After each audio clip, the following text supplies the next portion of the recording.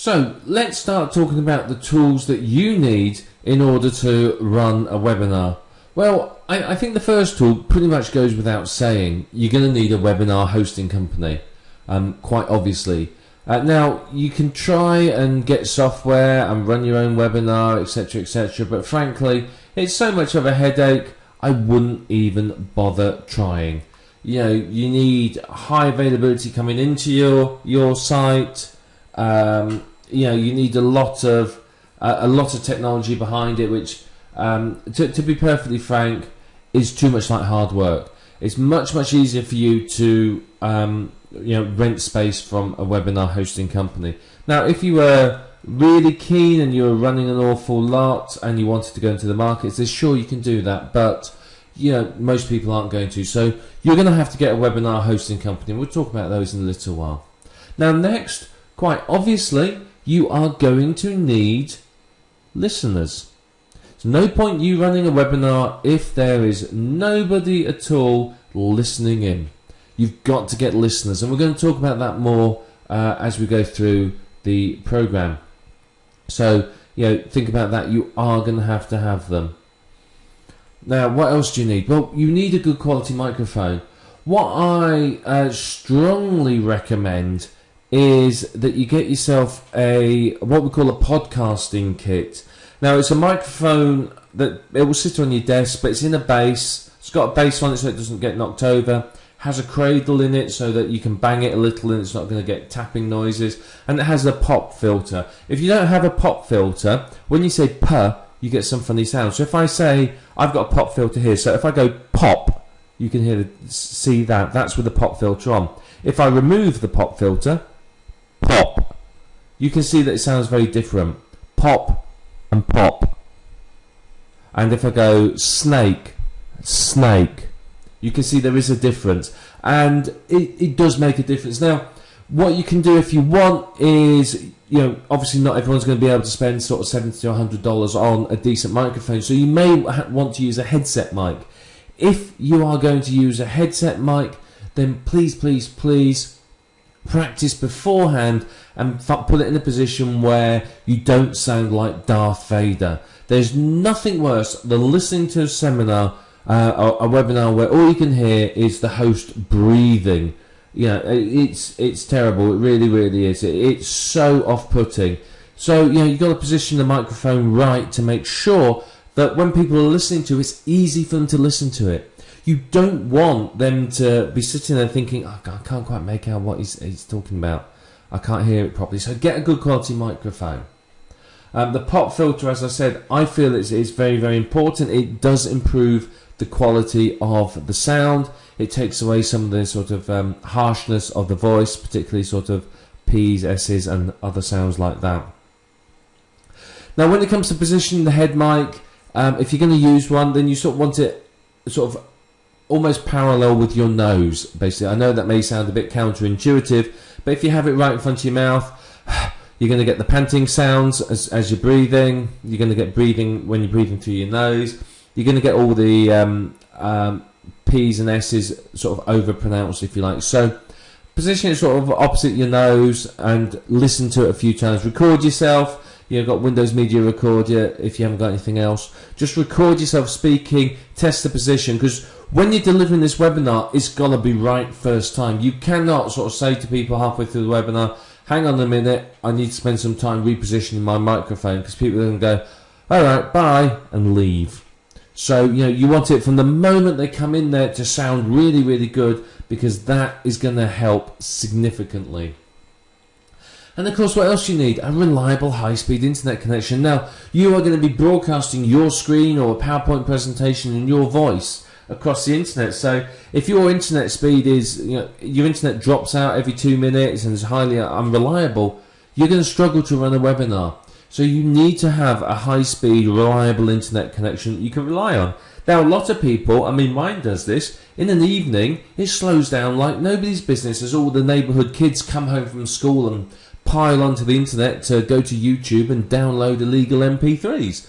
But, you know, If I ran one in the evening, it'd be a nightmare. But if you run one at the right time of day and you have a good quality internet connection, it'll make a difference. You may want to run a few speed tests at the times that you're planning on running your webinars, just to make sure that they run okay. And of course, I think this is perhaps one of the most important things, and we're going to talk about this in depth in a little while. You've got to have a plan. Without a plan, what are you talking about? You have to know exactly what you're covering, and you have to know the order it's been run in, and your listeners need to know what you're going to talk about as well. They need to understand what you are offering them so that they can know that it's worth signing up for. If you haven't got a plan, how do you know what you're going to talk about to them? How are they going to sit there and go, oh, well, yeah, this sounds really good, if you've just sort of been very vague and sort of said, well, we're going to cover something about this, and maybe we'll do a bit on that, and possibly some other stuff, you know. That's not going to get people signing up. You need definite, defined outcomes from your webinar of exactly what you are going to cover. Now, obviously, don't give away the farm, but tell them enough that they go, oh, yeah, that webinar, I've got to come on to it. It sounds really interesting.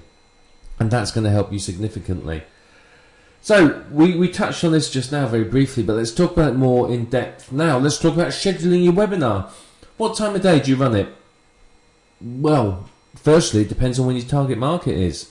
If my target market is people who work nights, then running my webinar at night would be a huge mistake.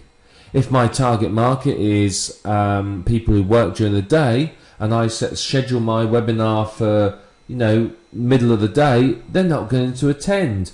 People who are at work typically cannot attend a webinar. So you have to think about when the best time of day is to run this webinar. So it depends upon where your target market lives. Now, obviously, if they're in a different time zone to you, you don't want to run it at a time that's convenient to you. You know, if I say, well, I want to run my webinar at 9 o'clock in the morning, but my target market's in, say, the United States, well, 9 o'clock in the morning to me is anywhere between sort of 2 a.m. and 5 a.m. depending on where they are in the USA. Of course, they're not going to stay up to that time of day, are they? So you have to take into consideration where your target market is. For a global market, you may want to run multiple webinars. You may want to run some that are in the evening USA time, some are in the evening sort of Europe time, some that are in the evening Asia time.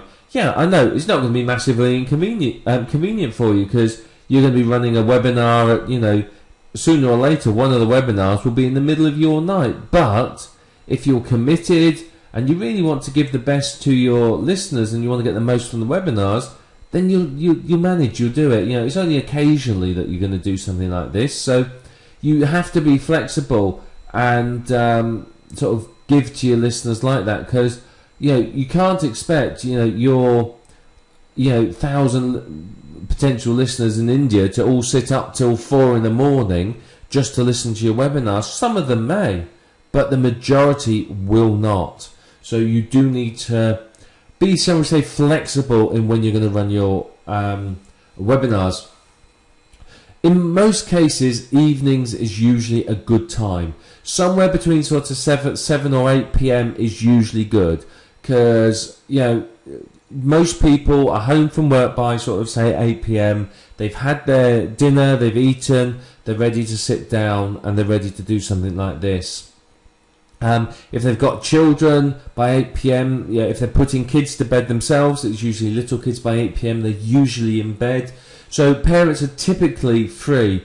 And what you'll find is, you know, that's a good time of day. Now, if you were to say, well, I'm going to run my webinar at, say, 5 p.m, a lot of people are going to be either at work, commuting, feeding their family, or something like that. But it does depend upon what your target market is doing, where they are, and so on. But that's up to you to have that level of understanding of them. You know, you have to make the effort to know who your target market are, what they're doing, and so on.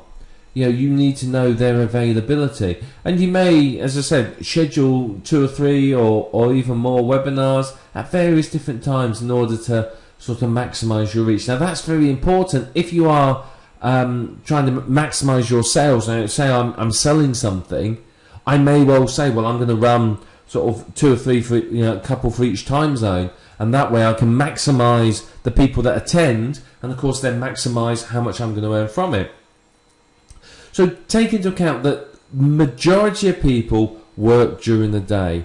Weekends are a bit funny. Now, it's hard to say whether weekend's good or not. I know personally, and from a lot of people I know, weekends are just terrible because kids stay up late. You're often out and about, so weekends don't tend to work as well. Friday nights aren't good. Typically Mondays to Thursdays are good days to schedule your webinar. But as I said, you have to be prepared to run the webinar at sort of slightly peculiar times.